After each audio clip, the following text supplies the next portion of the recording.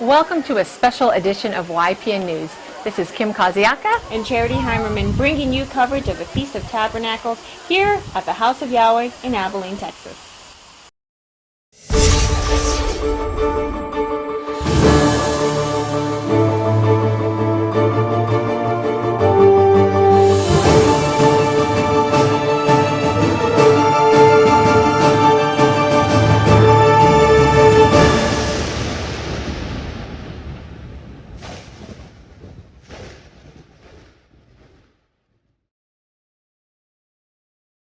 The House of Yahweh in Abilene, Texas is the only place on earth where you will find the original Feast of Yahweh being kept.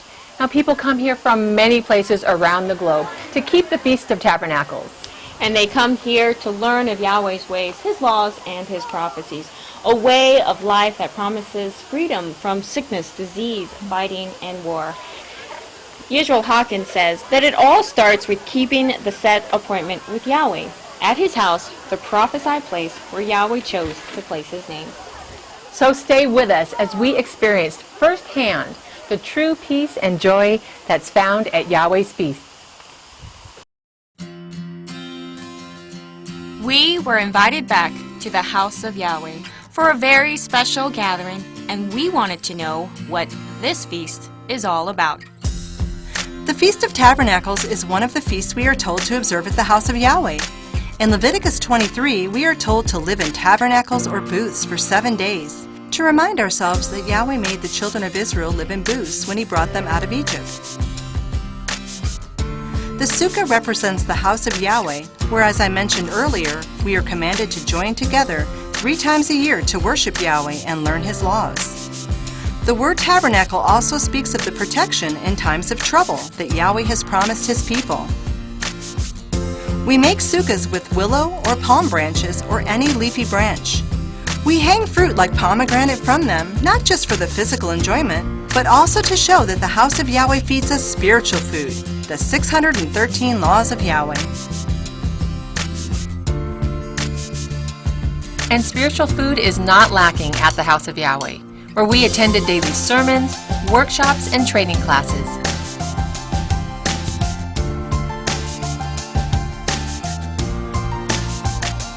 We also enjoyed meeting many people who attended the feast, and our own Rebecca Matthews and Miranda Simon got to talk to them about why they come to Yahweh's feasts. The path we are on is the choice we have made to serve your people each and every day, to learn what to teach and teach what we've learned. Your laws of life has made our lives return. Teach us to be like you, Yahweh, and stop all sin. Through your last days with I'm Rebecca Matthews with YPN News, and we're here today at the Feast of Tabernacles at the House of Yahweh, and we're experiencing a really neat event here with all kinds of people, and we're excited to share this with you today. I love this one, I love this. We viewed a special display called The Peaceful Scene, where we enjoyed sweet watermelon, grilled corn on the cob, corn dogs, and freshly squeezed lemonade, all compliments of Israel Hawkins. The display was not only serene, but also prophetic. The old wooden house is a replica of the very house that Israel Hawkins was raised in Oklahoma during the Dust Bowl days and the Great Depression of the 1930s, a time when most houses had no electricity, indoor plumbing, or modern conveniences. The birth of Israel Hawkins and the increase in knowledge marks the time of the end spoken of by Daniel the prophet. Also at the peaceful scene was an abundant garden, a chicken coop complete with lively roosters and their hens, and other livestock commonly found on the farm. All of this portrays a basic way of life, a way of life that Israel Hawkins says was originally intended for mankind. Thousands of people come to the feast in Abilene, Texas 3 times a year. for one common goal, the experience of true peace and joy like never before. We met Sierra Barnes, who travels 3 times a year to keep the Feasts of Yahweh, a 27-hour drive all the way from Canada. We wanted to know what motivates her to keep coming back to Yahweh's house. She says what excites her most is seeing the children's joy and the peace and unity it brings to her family.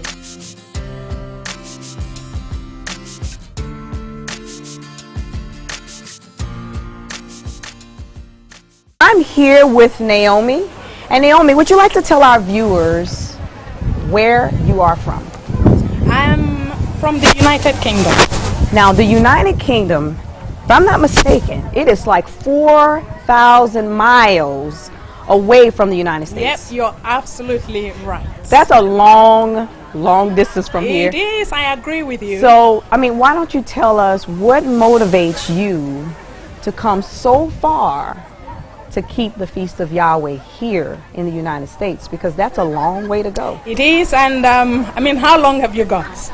I was a Christian for about the first 35, 40 years of my life. And I know that in all that time, I had so many questions. Yes. And I remember the very question that actually acted as the straw that broke the camel's back was in Exodus chapter 3 verse 6 or 6 verse 3, I'm not very sure now, where Moses was asking the Creator what his name was. And I know that in the Christian Bible, Moses was told that the Creator's name was God. Yes. And in my quieter moments, I used to ask myself, was the name written in that Bible God or not? And I know that set me on a path of searching. And I did ask several questions and nobody could give me the answer until one day somebody told me that the Creator's name was not God but Yahweh. And I have to tell you, the scales fell out of my eyes. And since then, I know that in the book of Exodus, the Creator Yahweh tells us to go to his place, to search and seek for his place. And that's why I travel all this mile to come here to seek for Yahweh and to attend his feast. Oh, that is wonderful. It's like a light went off. Absolutely. And so yes. you got to follow the light. Yes, yes, yes, absolutely. Well, thank you for sharing that with us, Naomi. It's great to be here. It's great to be, and the people are wonderful. The place is very peaceful and serene, and the food is the best you can ever think of anywhere in the world. Oh, yes. Food gets you every time. It sure does. Thank you.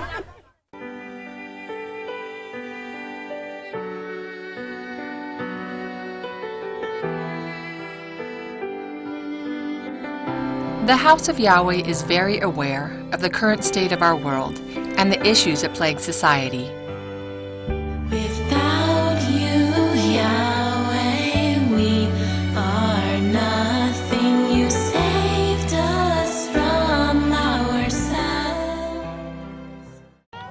We watched a sobering display that brought light to the current crisis of over 65 million refugees and internally displaced people living in our world today. They flee their homes to escape war or persecution. Many of these are women and children.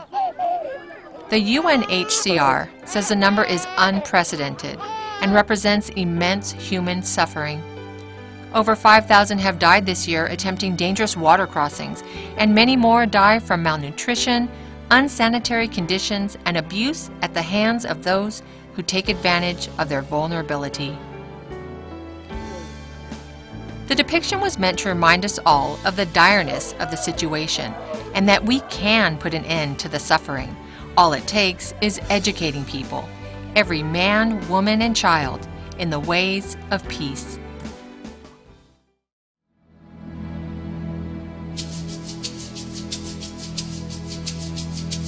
In hopes of making the world a better place, they host several Peaceful Solution, character education program conferences, and training programs. Salvation, brethren, is the plan of Yahweh. Salvation This actually means salvation also. Salvation for mankind, as you see here in Genesis 1, and also in Yochanan 1:1, where it says, in the beginning was this plan. The plan was to support life. Positive leaders have confidence. A positive leader must be confident in the guidance he is leading others with. He must be certain at all times that he is based on a moral character that will bring benefit to all. That is one of our keys. We can make a difference, and we want to get that point across to us. How are you guys doing? You guys ready to have some fun? Yeah? All right. So what we have is we have some cards. So you want to pick a card?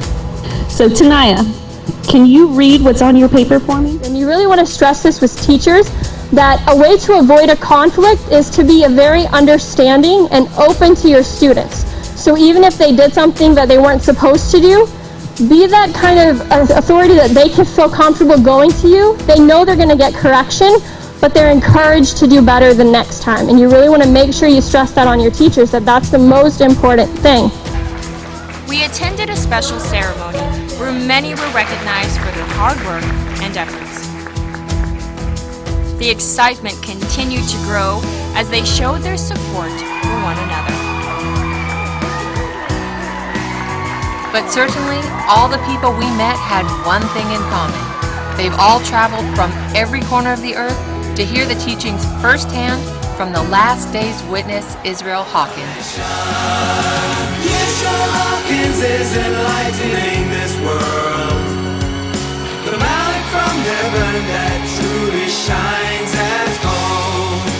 Hated by all the religions for his stand. For serving Yahweh and for teaching Yahweh's plan.